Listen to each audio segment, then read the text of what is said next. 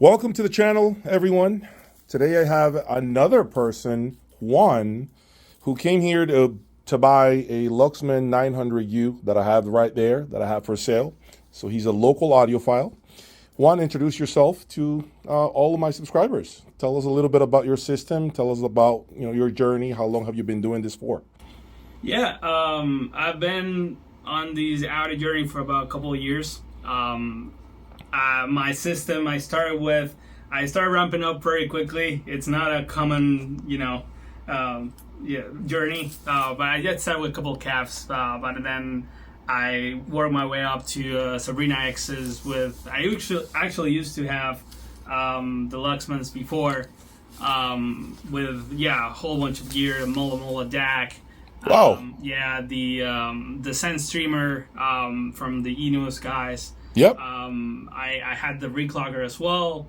I had a bunch of room treatment as well from the guys from Real Traps, I think up in Connecticut. Yep. But one day I decided, I kind of want to go different way, you know how it goes, and sold it off. So you sold it, you kind of said, I'm going to take a break from it for now, and then the bug bit you again, and you started all over. So you sold your Sabrina X's, and you ended up buying what?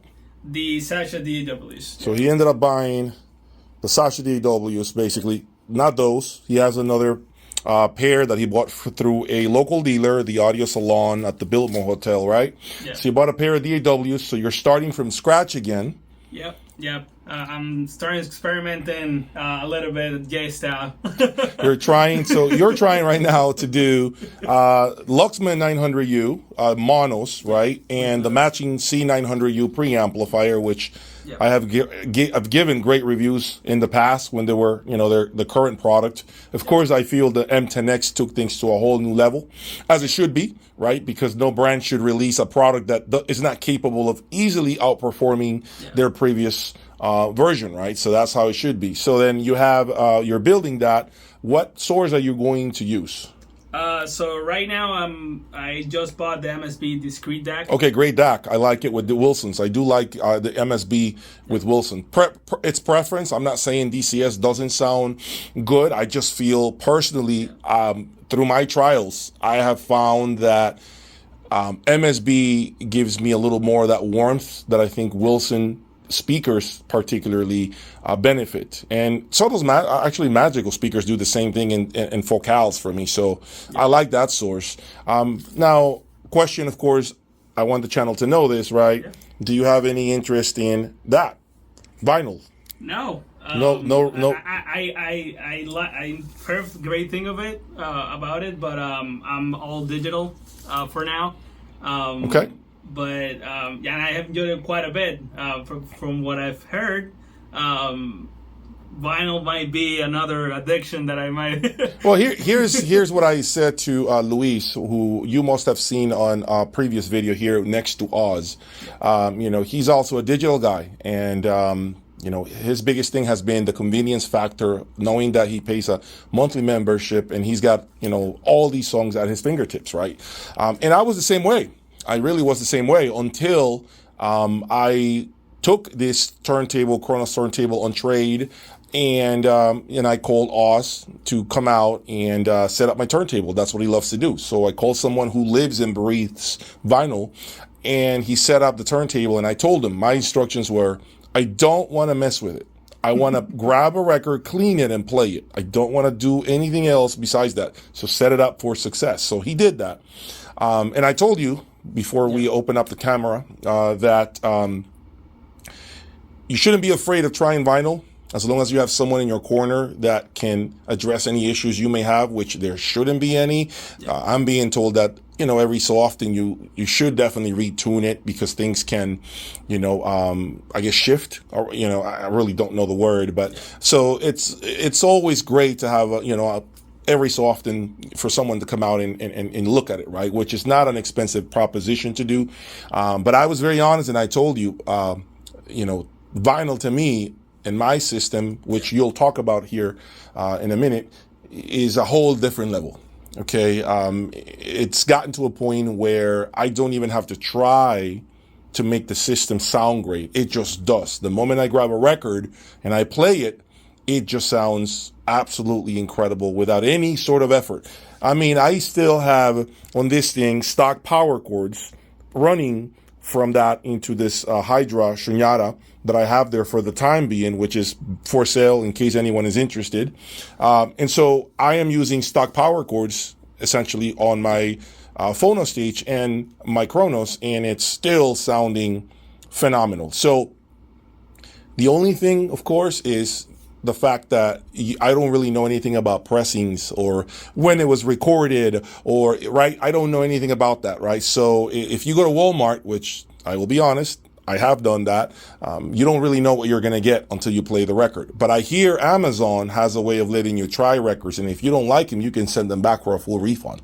So that's actually pretty good. You buy 5 records, 6 records, different kinds, and the ones you like, you keep, and the other, you return. So, but it's something that I feel at this point now, after experimenting with vinyl for some time, I think it definitely deserves a place in a well-designed system. Now, does it have to be right away? Absolutely not. But what I can tell you is it feels much closer, the music feels much closer to you because you're not changing songs consistently. Every time we grab an iPad or our phone to stream music, we are consistently changing tracks, never finishing songs sometimes. Okay?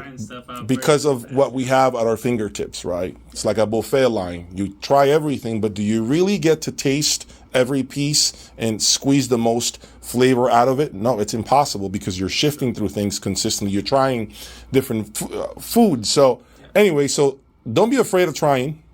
At some point, you don't have to go that expensive. Quite frankly, I mean, this is the first version of Kronos. That's my first turntable, and quite frankly, you know, I didn't know what to expect until, of course, Oz showed me his great record collection, and I've learned a lot, you know, about this side of the hobby that I never thought I would care for. Although I grew up listening to vinyl because my grandmother used to play, you know, those records from, you know, back in the 80s, and I remember her playing things. So I do remember, I just never really, once Walkman started to roll out and then the Discman started to roll out, I started to go with what was easier. Easier, right? So, but I will say this, in the future, consider that. I'm telling you, it's going to add a different layer that digital just simply doesn't have. And I love my digital system. I love my digital system. Do not mention the DAC because the audience does not know what DAC I have. So, and do not mention the brand of the amplifier that you just heard. Talk to my audience about the last 15 to 20 minutes that you heard my system dead cold. I literally turned it on in front of you. If you can tell everyone what you heard in here. Have you ever heard, first of all, have you ever heard, you're a Wilson owner. Yeah. So you have a Wilson and Sasha DAW at home. Yeah. So it's your first time hearing the Chronosonic XVX, right? Yeah. Probably the last time you hear them, to be honest with you, because they're not around everywhere. No. It's not a speaker that you'll even see at a local U.S. show. The only time I've seen this speaker was at Munich last year, this year. They don't, Wilson doesn't really care to put these speakers at a show because they feel that, hey, you know, they need the proper positioning, proper electronics. And so all that does is open up conversations, narratives that don't exist. A lot of people love to go out there and judge this level of electronics, this level of loudspeaker, and they come out creating things that are not true. Okay, so I don't blame him for doing that. And same thing, you're never going to see a Magical M9, which is $800,000 at a show. There's no need for that. That customer comes to the speaker. The speaker doesn't come to you.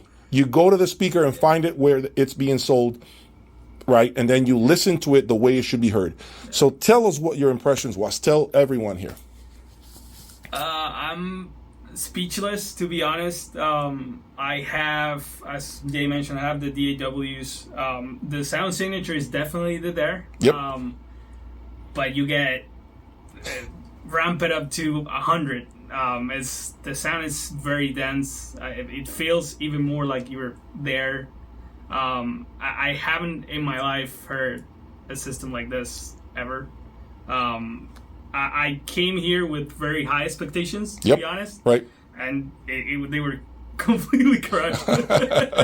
I was ready to like say, no, for the amount of money, convincing myself that I don't need to spend this amount of money to get this kind of sound. Yeah, you have to. It's just the way it goes. So it's amazing. You brought up an interesting point. I have a lot of critics, as there always will be critics in any industry, right? Those that will always battle, have a battle against those that spend a lot of money, whether it be cars, houses, any vehicles, whatever it is. But now that you've heard the extreme, right? You've heard a different level. Great thing is that you have Wilson, so you have an understanding of what the speaker does. You have an idea. But now that you went from a $42,000 Sasha DAW to a $350,000 Wilson, right? Now you can see and hear that there are levels to this. There definitely are. Everything matters. At the beginning when I started, I haven't been in a long time audiophile, but just a couple of years. But I started believing that you don't have to spend that much money to get a great sound. A lot of people feel that way. And it's not true. And especially the other thing that's next to the system, very important, is the room. The room, yes. The room matters a lot, and Jay has state-of-the-art room here. You don't do anything with these two beasts, putting them in a echoey room, right? Or empty, without paying attention to the details. Yes. It's super important, and that costs money as well. What impressed you the most about the system? It was everything. The word that I use is dense. Like, it's the impact, the bass impact. High frequency was very clear. You can get very loud without any kind of hint of distortion. Great recording, sounded amazing. And not so good recording, surprisingly, sounded very, very good. So you know what? It's funny that you say that, because I meant to make a video about this, how bad recordings, or what we consider bad recordings, are being displayed through the system right now. And I agree with you that they're not as bad as I thought they would be. Yeah. They still impress. Granted, the soundstage, remember what we talked about? It gets between the speakers, right? When it's a bad recording, it doesn't spread its wings. The system stays between each speaker. But I am surprised too, to be honest, with the way the system is sounding, even with recordings that are not so great. Yeah. It's pretty good. It's pretty good. And I say that's part of it is because of the DAC, which they don't really know about yet, but I think it's the DAC that's helping with that. It's injected something that I think my previous iterations of my systems, my different systems, really needed. I think this DAC is really doing magical things for me right now. So, but the next few videos will be about the amplifier, and obviously it's a system. This is a system. It's not just one piece, but I have to, for YouTube purposes, dissect it. Talk about the amplifier, then eventually we'll talk about the DAC, then we'll talk about the preamp. I have to do it like that because that's how YouTube is laid out. I can't just tell everybody, here's the system, look at all the pieces, because it doesn't work that way, right? It doesn't help me monetarily with the monetization that YouTube has. It breaks my, it breaks me, the flow, the natural flow of the system. But so, I'm happy that you like what you heard. I'm happy that you heard this high of a reference point. I'm sad at the same time that you saw the money that I had to spend to hear this caliber of a presentation. The level that you heard here, I couldn't do it with half of this budget. Unfortunately, I couldn't do it. I would love to try it, but I just don't think I'll achieve it. And I know what you said to me was today, that you start changing things out. And we were talking about the speakers. Whenever that day comes, you said you can only go down from here, because the truth is. And when I entered a room, I was again surprised, and I told Jay, and after hearing this, it's, where do you go? There's nowhere to go. There's no way, unless Wilson comes out with the WAM 2.0 or something, right? Evolution or something like that. You have the best speakers, best everything. I don't know. I don't know what to do. It's a lot of and it's not just pulling out your wallet or your credit card and buying. It's also knowing what goes with what. the synergy, right? Because I think that's what's taken me the longest, is to reach the synergistic effect that I have achieved here. And so, pretty soon, of course, as it should be, because I am a YouTuber, I am an influencer, I consider myself a reviewer too, from things that I buy with my own money. Things move on. The show must continue. And so over time, things will come in. Maybe next time when you decide to buy something else from me, or, whatever it is, you'll see something completely different, because Carlos, Luis, and Oz have seen many versions of my systems here, but they all agree on one thing. This blew their mind. And so they are actually going to be coming back, hopefully in about 2 weeks. So I'm going to have a group of people here we're going to hear the system together, and I'm going to get everyone's impressions live on YouTube. So that everyone can talk amongst themselves and rotate, because that is really the chair. Yeah, the sweet spot, yeah. That's the chair, although I get... Yeah, you kick me off, but I'm okay with it, because to me, none of this will matter if I couldn't share with others, and so, that's really, really the biggest thing here, is to share music with other people. I will repeat myself again before anybody makes any comments below about having to spend this kind of money to enjoy music. That is not what I said. You can enjoy music with your phone. You can enjoy music with headphones. You can enjoy music at the gym, at the pool, going out, for a drive. That's not what I said. I said to get this level of performance. We're talking about the performance. Yeah. Unfortunately, it doesn't come cheap. Now, of course, I will always have those that will comment shortly, saying this is BS, this is that. This guy doesn't know what he's talking about. And I respect that opinion, but unless they have sat in that chair where you are today and heard my system, all they can do is have an unqualified opinion about what they're saying. Yeah. Right? Because you said it yourself in your early days. You didn't think you had to, but you heard this now. Now you go home and do what? Try not to cry. But jokes aside, as Jay mentioned, I'm probably going to enjoy my system all the same. But I know what's possible. Yep. And what it takes to get there. And hopefully someday I'll be able to have a system like this. It's possible for everyone if you work hard at it. Now, the one thing I'll say is knowing someone who's done it before you is key. Yeah, it'll save you a lot of money. It's key. Exactly. Exactly. It'll save you a lot of money. And there's a lot of people that are confusing others out there. Obviously, dealers that don't even know what goes with what, because at the end of the day, I can't blame them. They're businesses. They have to make a living. I get that. Yeah. But knowing at least you heard a higher reference point, and that is important, because then, you look ahead. You never look at those behind you that have a system under yours. You're always looking forward to make sure that what did he do here? What did he do there? Yeah. Can I buy that same component, but maybe the more affordable option of that component, right? Maybe the more affordable cables. Do the same thing, perhaps with the same brands, but scale down. Yeah, that's what I'm saying. Yeah, and for sure, and I mean, you're doing a great service to Wilson, because between the DAWs and these are, I think, the Alex V's, yeah. Then you have the Alexias as well. Alexias. So if you have the budget, there's to choose from between the Pinnacle and or what I'm at, and you can gradually go up there, and By the way, and I don't want this to turn into a Wilson conversation, because I already feel people are going to say, hey, this is a Wilson infomercial. It's not a Wilson infomercial. It just so happens that that's the lead singer of my system right now. Okay, folks? So it is a Wilson Audio Chronosonic XVX. They are the Freddie Mercury of Queen in here, right? They are. Without obviously the rest of the band members, nothing would happen. But really, as good as the amplifier is, and it is a hell of an amplifier, and the rest of it is as good as it is, the lead singer here are, the Chronosonic XVX. And by the way, those Sashas right there that you own, I'm going to tell you something. I've had them in here, and they have nearly made me consider never moving away from them again.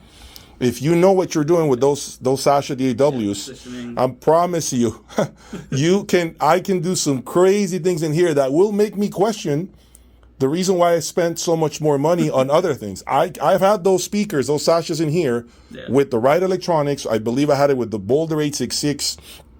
my Strom tank, and my Artisania audio stand, and I could not believe what I was getting. My hi-fi, ultra hi-fi group could definitely vouch for that. Okay, they were like confused as well. It sounded phenomenal. So it's about what you do, how you cook in the kitchen, and if you take your time and again follow those that have done it successfully, you should be doing great things. But to be honest, to be a new audiophile and owning Sasha DAWs, that's a huge accomplishment in itself, in my opinion.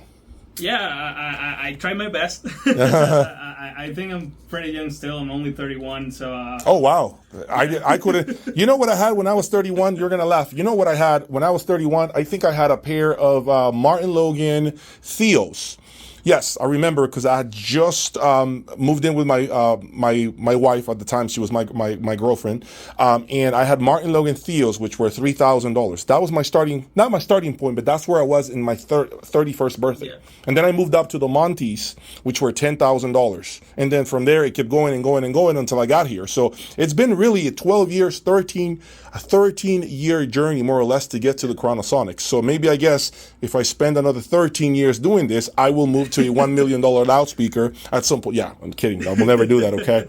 But but it's a great speaker. It's a great starting point for you. And I think I wouldn't even call it starting point. I think that the performance that you can get out of that speaker, as many other speakers out there of the same price point, is absolutely great. So thank you for being a follower. Thank you for finding me on online and obviously YouTube.